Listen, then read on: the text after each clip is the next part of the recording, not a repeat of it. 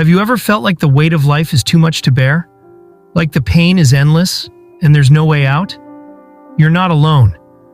Even some of the greatest figures in the Bible wrestled with despair. But what if I told you there's hope? A purpose greater than your pain? Stay with me as we uncover what God says about life, suffering, and the unseen hope that can change everything.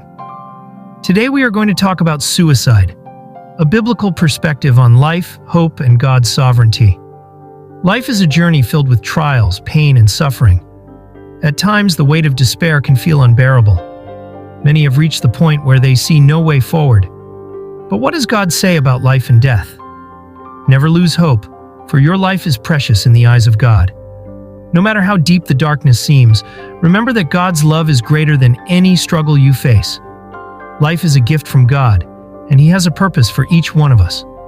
The Bible reminds us in Jeremiah 29:11, "For I know the plans I have for you, declares the Lord, plans to prosper you and not to harm you, plans to give you hope and a future." Even in moments of despair, when you feel lost and alone, God is with you, holding you in His grace. Suicide is never the answer, because it is the enemy's lie that your pain is permanent. The truth is, Jesus Christ came to bring life, and life in abundance. John 10:10. He knows your suffering and walks beside you in your trials. When you feel overwhelmed, turn to Him in prayer, read His Word, and seek support from those who love you. Your life has immense value because you are created in the image of God. Genesis 1:27. Difficult seasons do not define your worth.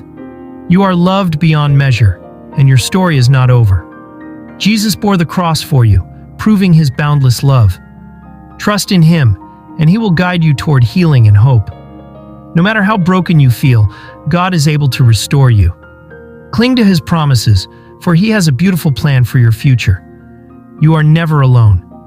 In the Bible, we find that the issues of life and death belong to God alone. Job declared, Job 14:5, "A person's days are determined. You have decreed the number of his months, and have set limits he cannot exceed." Likewise, David wrote in Psalm 139, verse 16, "All the days ordained for me were written in your book before one of them came to be." These passages remind us that our lives are in God's hands, not our own. Yet in moments of deep pain, some believe ending their lives is the only escape. But is this what God desires? The sixth commandment states clearly, Exodus 20:13, "You shall not murder." This command is rooted in the fact that we are made in the image of God. Genesis 1:26. Notice that the commandment does not specify, "You shall not murder someone else." It simply states, "You shall not murder." This includes taking one's own life.